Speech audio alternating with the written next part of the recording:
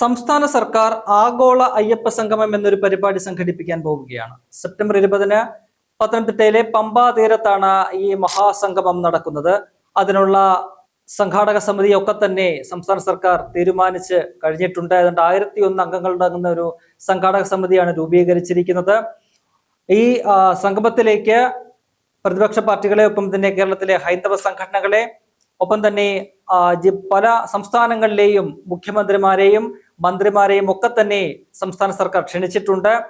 അയൽ സംസ്ഥാനമായ തമിഴ്നാട് മുഖ്യമന്ത്രി MK സ്റ്റാലിനൊപ്പം തന്നെ ആന്ധ്ര മുഖ്യമന്ത്രി, തെലങ്കാന മുഖ്യമന്ത്രി, മഹാരാഷ്ട്ര ഉൾപ്പെടെയുള്ള സംസ്ഥാനങ്ങളിലെ മുഖ്യമന്ത്രിമാരെയും അല്ലെങ്കിൽ മന്ത്രിമാരെയും ഒക്കെ തന്നെ ഈ പരിപാടിയിലേക്ക് ക്ഷണിച്ചിട്ടുണ്ട്.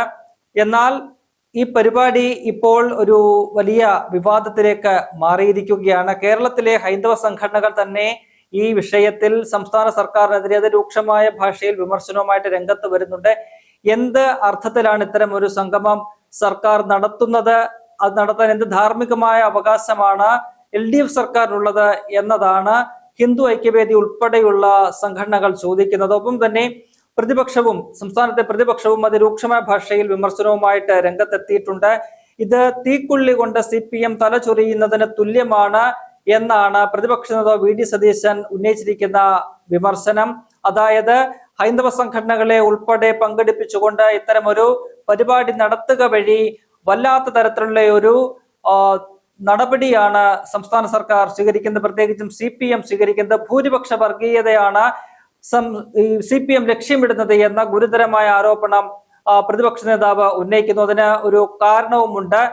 സംസ്ഥാന സർക്കാർ പറയുന്നത് ഇത്തരത്തിലൊരു സംഗമം നടത്തുന്നത് ശബരിമലയുമായി ബന്ധപ്പെട്ട വികസന കാര്യങ്ങൾ ചർച്ച ചെയ്യാനാണ്. എന്തായാലും അടുത്ത 2 മാസം കൂടി കഴിയുമ്പോൾ അടുത്ത മണ്ഡല മകരവിളക്ക് കാലം തുടങ്ങുകയാണ്. ശബരിമല സീസണിന് തുടക്കം കുറിക്കുകയാണ്. അതിന് മുന്നോടിയായിട്ട് വേണ്ടുന്ന ഒരുക്കങ്ങൾ എന്തൊക്കെയെന്ന് മനസ്സിലാക്കാൻ, അവിടുത്തെ പ്രശ്നങ്ങൾ പഠിക്കാൻ, അത് പരിഹരിക്കാൻ, അതിന് വേണ്ട നടപടികൾ സ്വീകരിക്കാൻ ഒക്കെയാണ് ഇത്തരത്തിൽ വലിയ ഒരു സംഗമം സംഘടിപ്പിക്കുന്നത്. 3000-ഓളം പ്രതിനിധികളാണ് ഈ സമ്മേളനത്തിൽ പങ്കെടുക്കുന്നത്. അങ്ങനെ അത്തരത്തിലാണ് ഈ ഒരു സംഗമത്തിന്റെ ലക്ഷ്യമെന്ന് സർക്കാർ പറയുമ്പോൾ പോലും അതിന് പിന്നൊരു വ്യക്തമായ രാഷ്ട്രീയം ഉണ്ട്. അത് കാണാതിരുന്നുകൂടാ എന്നതാണ് വളരെ പ്രധാനപ്പെട്ട ഒരു കാര്യം.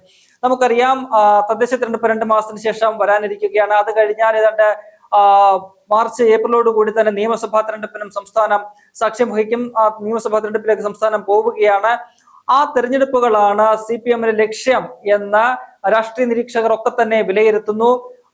ഇതിന്റെ ഒരു ഫ്ലാഷ് ബാക്ക് എന്ന് പറയുന്നത് 2019-ലെ ലോക്സഭാ തെരഞ്ഞെടുപ്പാണ്. അതിനു മുൻപായിട്ടാണ് സുപ്രീം കോടതി ഈ ശബരിമലയിലെ സ്ത്രീ പ്രവേശനവുമായി ബന്ധപ്പെട്ട ഒരു സുപ്രധാന വിധി പുറപ്പെടുവിക്കുന്നത്. ശബരിമലയിൽ സ്ത്രീകൾക്ക് പ്രവേശിക്കാമെന്ന് 5-അംഗ ഭരണഘടനാ ബെഞ്ച് 3-2 എന്ന രീതിയിലുള്ള ഒരു ഭൂരിപക്ഷ വിധി പുറപ്പെടുവിക്കുന്നു. പിന്നാലെ ശബരിമലയിൽ സ്ത്രീകൾക്ക് പ്രവേശിക്കാമെന്ന തലത്തിൽ സംസ്ഥാന സർക്കാർ, അന്ന് 1-ാം പിണറായി സർക്കാരാണ് കേരളം ഭരിക്കുന്നത്, ആ വിധിക്ക് അനുകൂലമായ ഒരു നിലപാടാണ് സർക്കാരിന്റെ ഭാഗത്തു നിന്നും ഉണ്ടായത്. അതിനെതിരെ ഹൈന്ദവ സംഘടന ഉൾപ്പെടെ വലിയ രീതിയിൽ പ്രക്ഷോഭവുമായിട്ട് രംഗത്ത് വരുന്നു. കേരളത്തെ ഇളക്കിമറിക്കുന്ന രീതിയിലാണ് BJPയുടെ നേതൃത്വത്തിൽ ഹൈന്ദവ സംഘടനകളൊക്കെ തന്നെ ഈ വിഷയത്തെ കാണുകയും വലിയ രീതിയിലുള്ള അക്രമാസക്തമായ സമരങ്ങൾക്ക് അവർ നേതൃത്വം കൊടുക്കുകയും ഒക്കെ ചെയ്യുന്ന ഒരു കാഴ്ച നമ്മൾ കണ്ടു. പിന്നീട് നടന്ന 2019-ലെ ലോക്സഭാ തെരഞ്ഞെടുപ്പിൽ CPM-ന് വലിയ രീതിയിലുള്ള ഒരു തിരിച്ചടി നേരിടുന്ന ഒരു സാഹചര്യം നമ്മൾ കണ്ടു. 20-ൽ 19 ലോക്സഭാ സീറ്റുകളിലും അവർക്ക് പരാജയപ്പെടേണ്ട ഒരു സാഹചര്യം ഉണ്ടായി.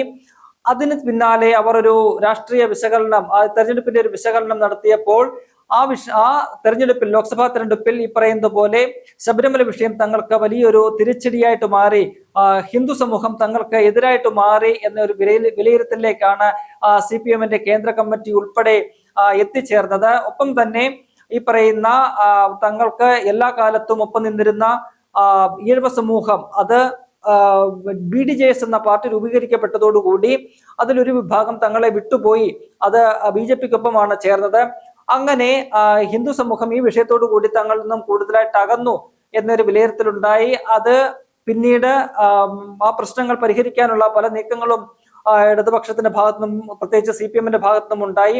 2021-ലെ നിയമസഭാ തെരഞ്ഞെടുപ്പിന് മുന്നോടിയായിട്ട് ശബരിമലയുമായി ബന്ധപ്പെട്ട വിഷയത്തിൽ വീട് കയറിയിറങ്ങിയുള്ള ഒരു പ്രചരണം, ആ വിഷയത്തിൽ തങ്ങൾക്ക് തെറ്റുപറ്റി എന്ന് പറയുന്ന തരത്തിൽ വീട് തോറും കയറിയിറങ്ങിയുള്ള ഒരു പ്രചരണം CPM-ന്റെ ഭാഗത്ത് നിന്നും ഉണ്ടായി. പിന്നീടാണ് 2021-ലെ നിയമസഭാ തെരഞ്ഞെടുപ്പ് ഒക്കെ തന്നെ വരുന്നത്. ഇപ്പോൾ മറ്റൊരു തെരഞ്ഞെടുപ്പിനെ സാക്ഷ്യം വഹിക്കാൻ നിൽക്കുമ്പോൾ നമുക്ക് മുന്നിലുള്ളത് 2024-ലെ ലോക്സഭാ തെരഞ്ഞെടുപ്പ് ഫലമാണ്.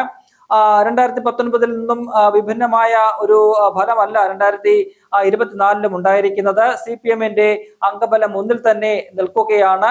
20 ലോക്സഭാ മണ്ഡലങ്ങളിൽ 18ഇടത്തും UDF വിജയിക്കുന്നു. ഒരു സീറ്റ് BJP-ക്കാണ് ലഭിച്ചത്.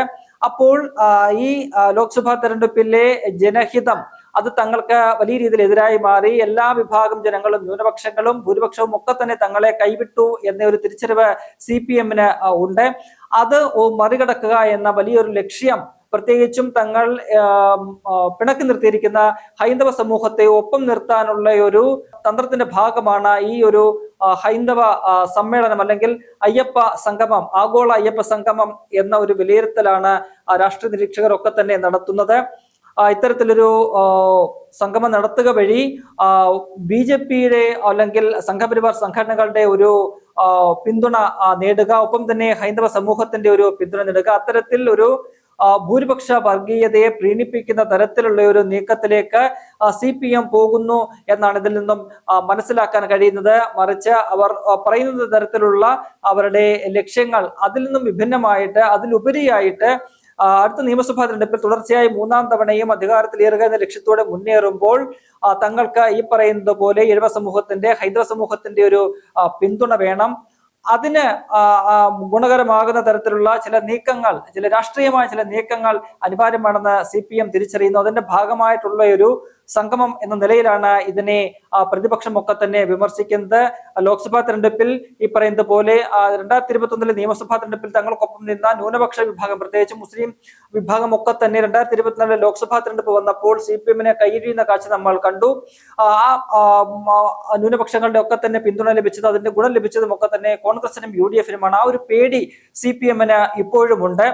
അതുകൊണ്ടാണ് അതിനെ മറികടക്കാൻ വേണ്ടിയിട്ട് മറുവശത്ത് ഈ പറയുന്നത് പോലെ ഭൂരിപക്ഷ വർഗീയത പ്രീണിപ്പിക്കുക എന്ന ലക്ഷ്യത്തോടു കൂടി ഇത്തരം ഒരു സംഭവം ഒരിക്കലും ഒരു ഇടതുപക്ഷ സർക്കാരിന്റെ ഭാഗത്തു നിന്നും ഉണ്ടാകാത്ത തരത്തിലുള്ള ഒരു നീക്കം ഉണ്ടായിരിക്കുന്നത്. അവര് ഈ ശബരിമലയിലെ ആചാരവുമായി ബന്ധപ്പെട്ട സംരക്ഷണം ഒക്കെ തന്നെ ഈ ഒരു ആഗോള അയ്യപ്പ സംഗമത്തിന്റെ ഭാഗമായിട്ട് പറയുന്നുണ്ട്. അങ്ങനെയെങ്കിൽ നേരത്തെ എന്തുകൊണ്ട് CPM ഈ സുപ്രീം കോടതി വിധിയെ അനുകൂലിച്ചു, അല്ലെങ്കിൽ അവിടെ സ്ത്രീ പ്രവേശനത്തെ അനുവദിക്കാം എന്ന സുപ്രീം കോടതി വിധി നടപ്പിലാക്കാനായിട്ട് എന്തിന് CPM നേതൃത്വത്തിലുള്ള ഇടത് സർക്കാർ അന്ന് നടപടികൾ സ്വീകരിച്ചു എന്ന ചോദ്യമൊക്കെ തന്നെ അവശേഷിക്കുന്നുണ്ട്.